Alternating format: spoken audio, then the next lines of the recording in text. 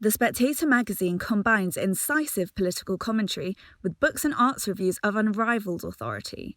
Stock up on your summer reading with a 12-week subscription, in print and online for just £12. Plus, we'll send you a copy of Spectator columnist Lionel Shriver's new book, The Motion of the Body Through Space, absolutely free. Go to spectator.co.uk/Lionel.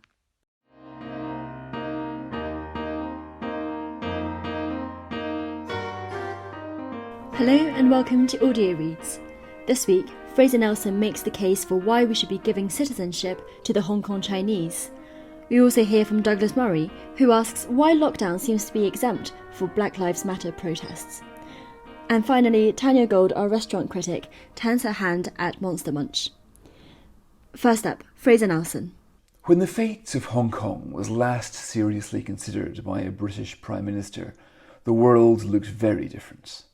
It was argued, naively, that not much would change when the colony was handed back to China in 1997.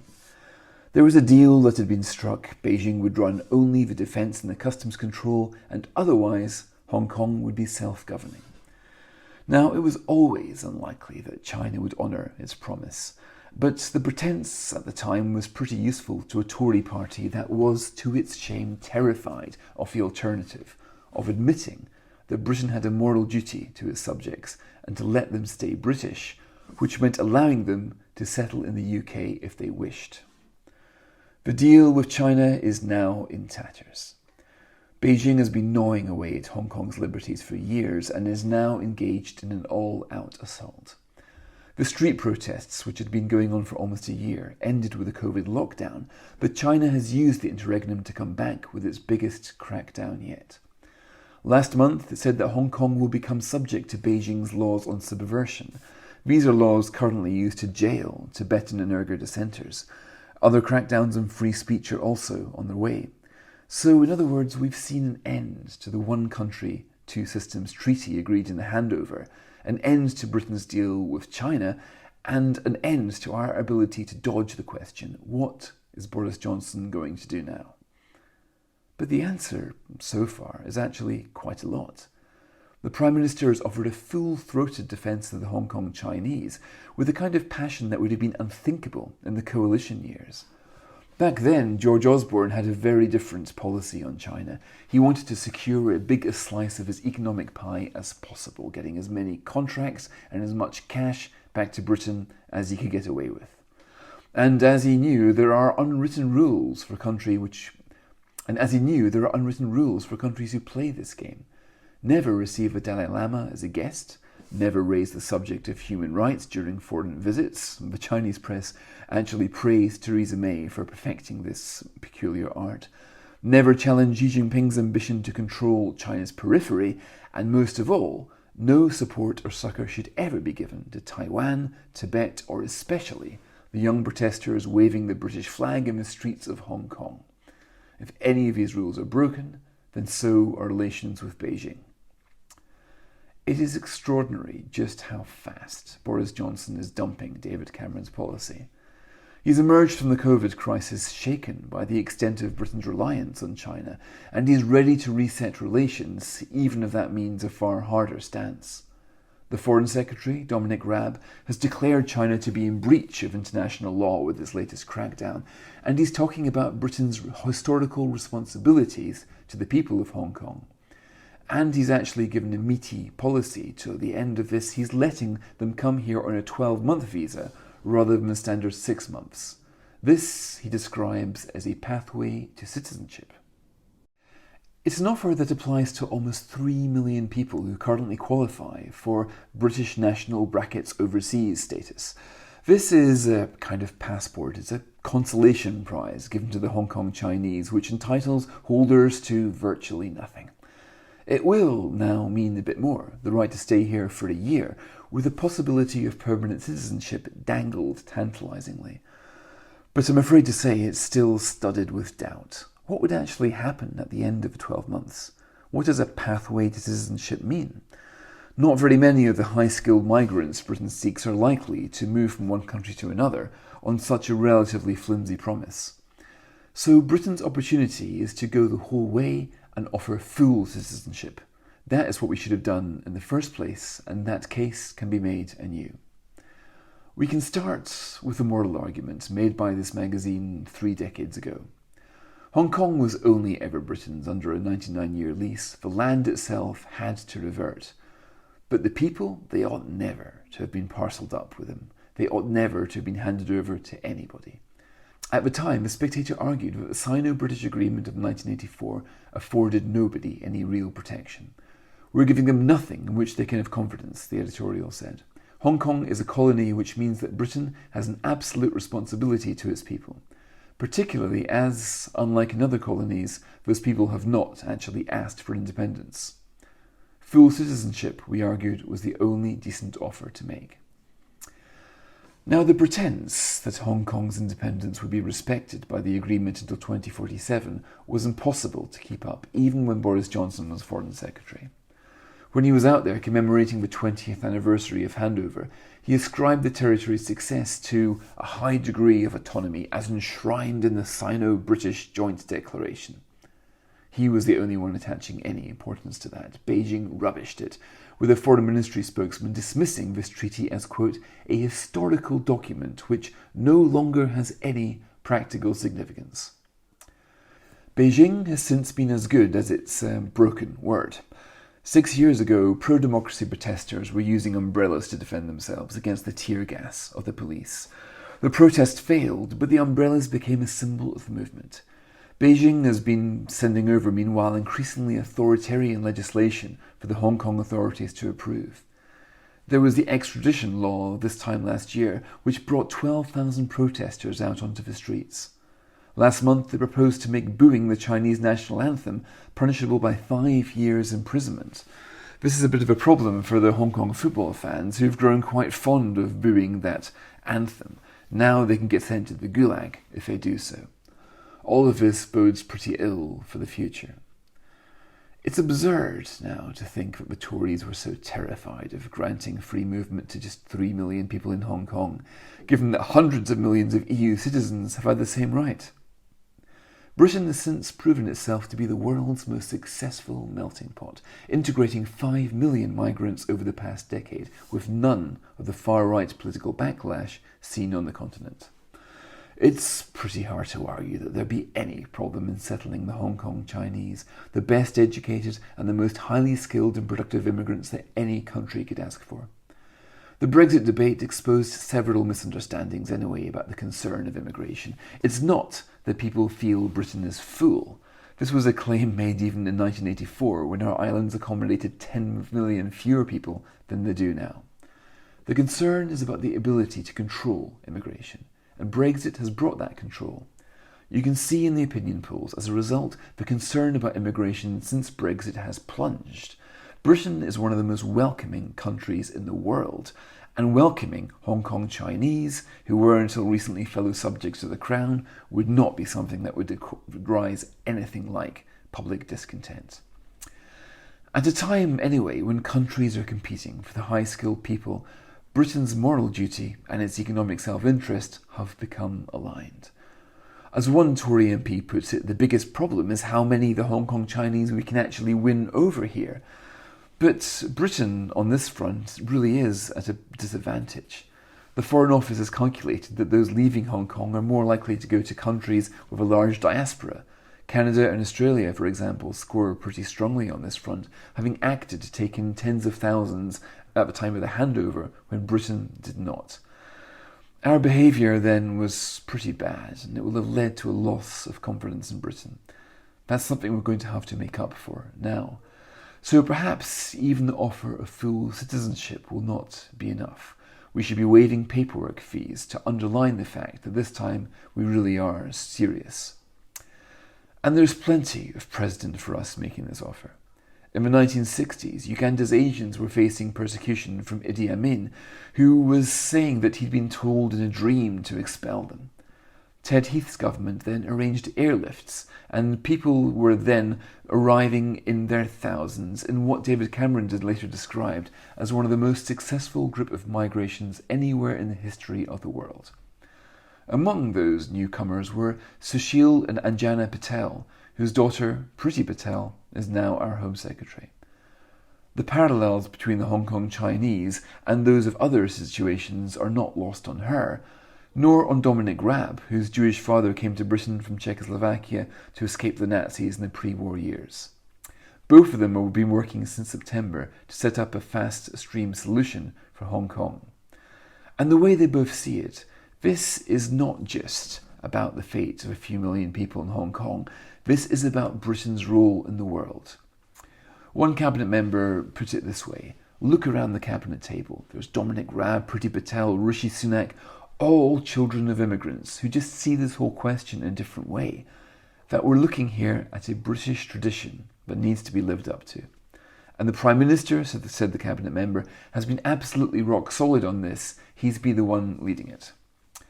So the funny thing is that the pressure from Tory backbenchers this time isn't to hoist up the drawbridge like it was in Norman Tebbett's day. The pressure is for government to stand behind Hong Kong and not give in to Beijing. To emigrate from Hong Kong requires what they call a certificate of no criminal conviction. Demand for these certificates is now running at 100 a day, a rise of 50% over last year. That's a sign that there might be an exodus pretty soon. Portugal's former Europe Minister, Bruno Macias, has argued in a piece for the Spectator's website that Britain can now make itself a Eurasian capital by welcoming the best and the brightest from Hong Kong. One option, he said, is to use Brexit powers to create Hong Kong-style low-regulation charter cities in Britain, perhaps the north of England, and encourage the same culture of entrepreneurship here. This, he said, could have a two systems, one country system in Britain, just as you do in Hong Kong, and you can merge it with Number 10's levelling up agenda. The opportunities for the human capital here are absolutely huge.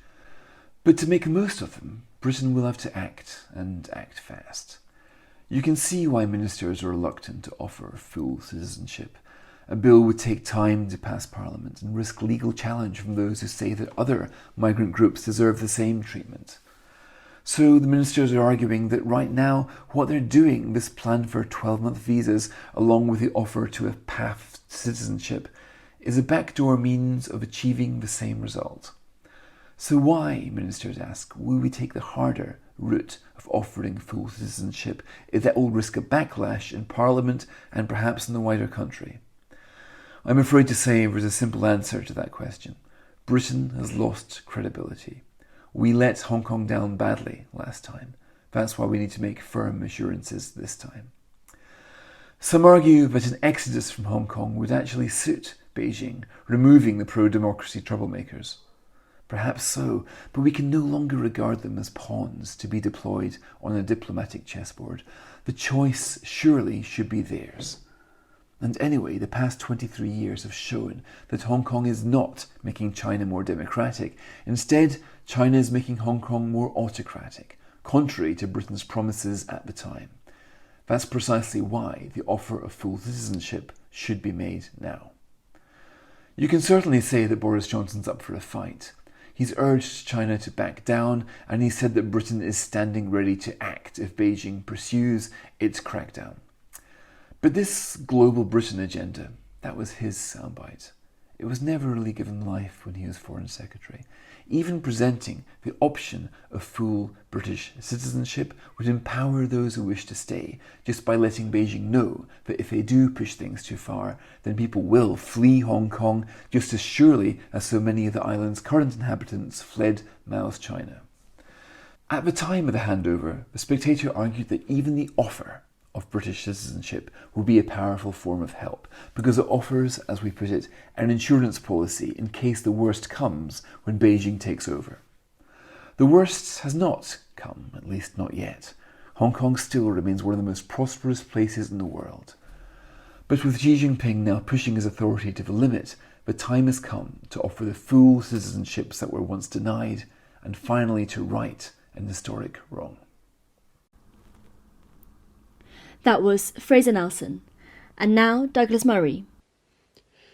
It is nearly 4 years since Black Lives Matter had their first major protest in London.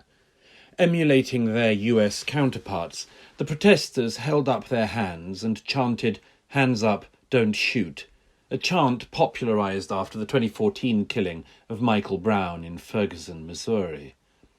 By then, it had been known for a year that before his death, Brown almost certainly said no such thing, and had lunged for the arresting officer's gun before being shot. Still, the London protesters chanted what they believed Michael Brown had said as they processed along Oxford Street, accompanied by unarmed British policemen who couldn't have shot them if they'd wanted to. 2 weeks later, a crowd gathered in Hyde Park chanting "Hands up, don't shoot" and other Black Lives Matter slogans. By the end of the evening, a police officer had been stabbed, 4 other PCs had been injured, and a young man chased into the middle of one of London's busiest streets and set upon by 3 men wielding a machete. It isn't so very far away, this cocktail that is roiling America. But it is one import that we could most certainly do without. Scenes in London last weekend were less dramatic than in America, but after the death of George Floyd at the hands of a Minnesota police officer, now under arrest, they simmered in the same atmosphere. That here is a cause so undeniably clear and just that anything, even the law, must bend before it. In the US, protests were swiftly followed by rioting, looting and burning across the nation. The admirably diverse minority of protesters who have already ruined this cause are ransacking and burning an equally diverse range of targets, black homes and shops among them. For their part, the major corporations appear to believe that the looting of their stores is simply a good opportunity to reaffirm their allegiance to Black Lives Matter, announce the hiring of more diversity officers, and otherwise beg the mobs of protesters and Antifa activists to pass them by. Justin Timberlake and Harry Styles were among the celebrities who committed to pay the legal fees of people arrested. For days, CNN egged things on in similar fashion. Then, last Friday evening, protesters gathered outside the channel's headquarters in Atlanta, graffitied the station's logo, smashed the glass front, hurled projectiles inside, and tried to storm the building as the police held them back and terrified journalists reported live from the lobby of their own workplace. Had the attackers been Trump supporters, the network might have had something to say about it. But over the days that followed, frustration and a sense of not being listened to continued to be trotted out by CNN as the reasons why America was burning. Like America, Britain is still meant to be in corona lockdown. But here, as there, this one cause was granted a mass exemption. On Sunday, thousands of protesters gathered in Trafalgar Square and from there processed to the US Embassy by way of Downing Street, where parts of the crowd stopped to shout "Fuck the police" at the men and women on duty. Politicians who spent recent weeks shaming people over their lockdown childcare arrangements seemed supremely relaxed about this. Few even dared to notice. One who did attracted the attention of Dawn Butler MP, who just last month was claiming that Boris Johnson's promise to relax the lockdown was sending people out to catch the virus. On Sunday, the same Dawn Butler harangued a fellow MP who presumed to worry whether the London protest might lead to a second corona spike. "Don't you dare," Butler boomed. "Don't even go there." Our media turned out to share this Black Lives Matter exemption clause. With thousands of people gathered around her, a reporter from Sky News declared, "Of course, gatherings of this nature are illegal at the moment, but people are feeling very strongly about what they have seen in the United States." When the matter of the law was raised to a somewhat theatrical young protester, he declared the virus was something we might not all catch, whereas they are killing people, and so he needed to stop people being killed and beaten up and blown up in the streets. You might say any number of things to that young man if you had a chance. You might ask why the police here are so indistinguishable from the police over there. whether the police over there are quite what he thinks they are, that while the violent actions of some US police might be motivated by racism, other factors, not least the heavily armed citizenry, also exist. You might even ask why, when a white American like Tony Timper was suffocated by police in 2016, this same rioting and looting did not kick off. Yet, as with his American counterparts, you can predict the list of claims that will be trotted out. Like other protesters on Sunday, he might try to pretend that Mark Duggan was an entirely innocent man, incomprehensibly shot by the racist British police. And besides, there is Grenfell Tower, the hostile environment, and much more. That whole panoply of untruths and half-truths that have been pumped through our society, all but unopposed, to persuade people to believe that the least racist societies on earth are in fact the most racist. If you are a public figure, it is very tempting to go along with this, like Timberlake and Styles. But consequences have a habit of catching up with people, as they do with societies. Last Friday, the NBA writer Chris Martin Palmer could be found on social media posting a photo of a burning building in Minneapolis. "Burn that shit down. Burn it all down," he tweeted. A day later, he was denouncing calls for peaceful protests. "That doesn't do anything," he railed. "They don't pay attention until you start burning shit." A day later, Palmer's own neighbourhood was being attacked. "They tried to climb the gates," he gasped on social media. "They had to beat them back, then destroyed a Starbucks and are now in front of my building. Get these animals the fuck out of my neighbourhood. Go back to where you live." Indeed. You have to be careful what you assert at moments such as this. What claims about your society you are willing to mainline. Which lies you are happy to just wave along. That was Douglas Murray. And now, Tanya Gold. Now that I have considered Monster Munch, I decide to eat one mindfully. I put it in my mouth, and it is as if I can taste it for the first time. It is repulsive, and I feel cheated. This, then, is an intervention. My husband wrote in these pages that I am always watching spooks and eating Monster Munch. It was a giggle that went on for 400 words, but is eating Monster Munch really so depraved? Doesn't Jay Rayner eat skips in the darkness when he is alone? Didn't A.A. Gill eat frazzles?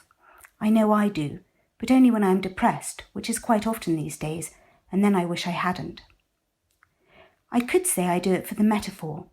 I will do almost anything for metaphor, and the Walker's Monster Munch pickled onion, "I won't touch roast beef or flaming hot, I am not a monster," is such a good one, I wonder if it is deliberate. Who doesn't want to consume a monster? Who doesn't have one inside them anyway, whispering half lies under their conscious mind? The monster is apparently feet, so it is a bag of feet, which doesn't sound so good. I ate the feet of a monster. This was confirmed by Walkers in the 1970s in a small footnote to food history I found on the internet, which was confirmed by the bag or artifact, miniature monsters with big crispy heads or crunchy claws plucked straight from pickled onion beasts. Nibble the sides or stick your tongue through the hole and let it melt in all its oniony, vinegary glory. The internet is fascinating, unfiltered voices. People ask questions and Google answers them. The questions are pleading and desolate. They amount through repetition to minor tragedy. A Monster Munch healthy? A Monster Munch made from potatoes? A Monster Munch good for you? And, as if asking for tenderness from a narcissist, the answer to everything is no. They are hard to eat. I give them that. So the metaphor in my mouth continues. It isn't easy to eat a dragon, and it shouldn't be. They will if you have a grab bag, a fine piece of marketing evil, for it insinuates the idea that eating corn snacks is something jaunty, an act of pre-exercise, as if you grab your grab bag and then do 600 press-ups and rise to meet the sun, rather than dying in a puddle of your own fat. Strip the skin off the roof of your mouth and leave the flesh behind it hot and raw. As pudding, you can eat your own skin. When some of the corn snacks fall to the floor, the dog sniffs, mildly interested, then walks away.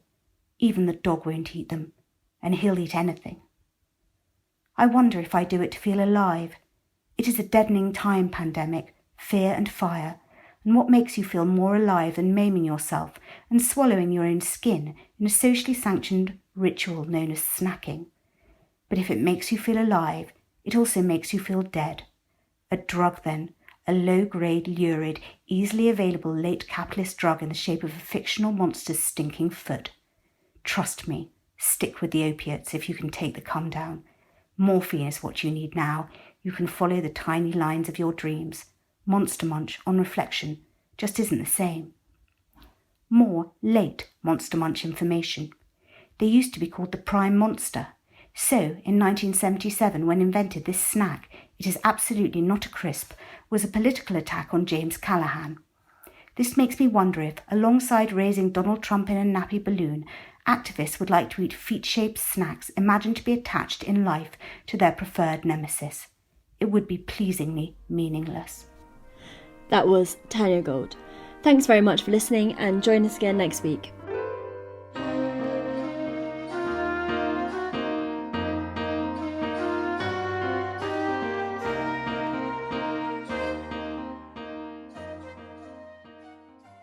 The Spectator magazine combines incisive political commentary with books and arts reviews of unrivaled authority.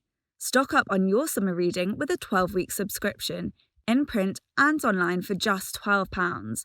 Plus, we'll send you a copy of Spectator columnist Lionel Shriver's new book, The Motion of the Body Through Space, absolutely free. Go to spectator.co.uk/Lionel.